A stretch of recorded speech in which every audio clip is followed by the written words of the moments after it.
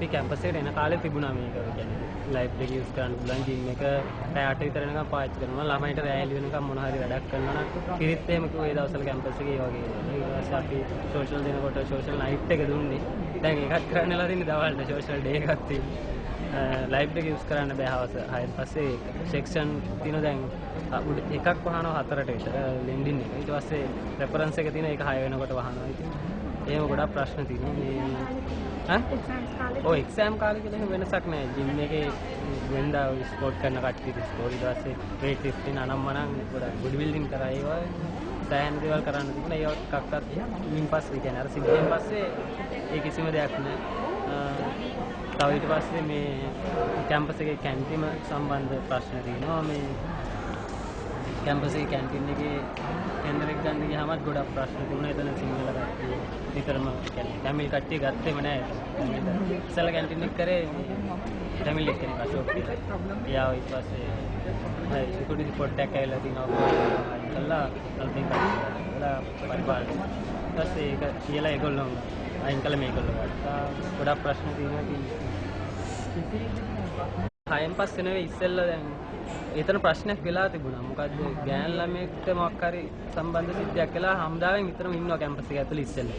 Canteen එකෙන් තමයි කෑම ගත්තේ හම්දාවේ කට්ටිය. මොකක් හරි එහෙම ප්‍රශ්නයක් වෙලා තිබුණා. ඊට පස්සේ ඉඳලා දැන් හම්දාවේ කට්ටිය ඇතුළේ නෑ හැබැයි. අවස 6න් පස්සේ ඒගොල්ලෝ ඇතුළේ ඉන්නවා මොනවා කරනවද කියන්නේ සීල් ඉන්නවද කියන අපි දන්නේ. කැම්පස් එක 6ට අනේක ගැන කතා කරත් මම හිතන්නේ වරප්‍රසාදයේ අනිත් කැම්පස් වලට සාපේක්ෂව අපිට අහිමි වෙලා තියෙනවා අපි කොළඹ 7 ඉන්න සිද්ධ වෙච්ච එක ගැන.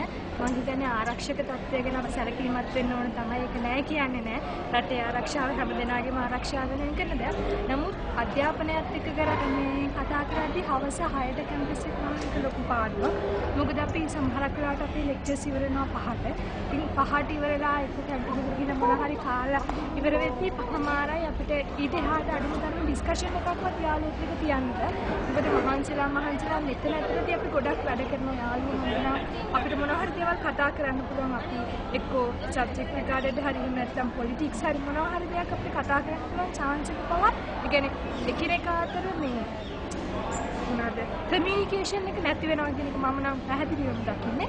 මොකද 8 වෙනකම් තිබ්බනම් එකක් අපිට 6 7 8 පැය දෙකක්වත් ලයිබ්‍රරි යූස් කරන්න පුළුවන්. මොකද ලෙක්චර්ස් අතරදී අපිට ලයිබ්‍රරි යන ප්‍රමාණය ගොඩාක් අඩුයි. මොකද ඒ ලෙක්චර් එකෙන් මේ ලෙක්චර් එකට මාරු වෙනවා නිසා එතන මේ පැයකදී ලයිබ්‍රරි ගිහින් පොතක් හොයනකොට මෙච්චර වෙලාවක් හම්බෙන්නේ නැහැ. ඉතින් ඒ නැතත් අපිට ඉන්ටර්නෙට් යූස් කරන්න ඒ වගේ ගොඩාක් රිසෝසස් පාවිච්චි කරන්න පුළුවන් chance එක 6ට කැම්පස් එක වහන හින්දා නැති වෙලා ගියා. ඉතින් මම හිතන්නේ ආරක්ෂක තත්ත්වය නිසාම මේ ඒ තීරණය අරගෙන තියෙනවා නම් ඒක ආරක්ෂක තත්ත්වය විධිමත් කරන එක මොනවා හරි පියවරක් ගන්න වෙනවා. මොකද මේ කැම්පස් එක 6ට වහන එක මේ දීර්ඝ පාර්ට් ටයිම් නැතුවම කියන්නේ එක දිගට ඉගෙන ගන්න එක විතරක් නෙවෙයි ජොබ් එකක් කරන අය ඉන්නවා.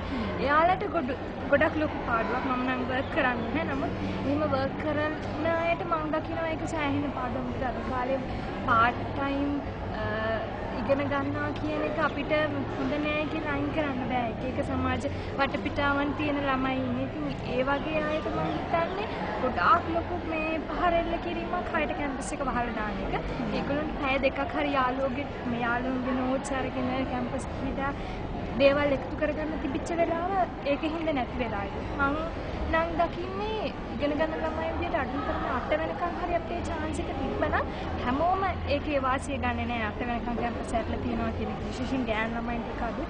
නමුත් ප්‍රයෝජනයක් ගන්න පුළුවන් බොහෝ පිරිසකට තමන්ගේ අවස්ථාව වහින්න කිරීම පිළිබඳව මම මේ අවස්ථාව දකිනවා.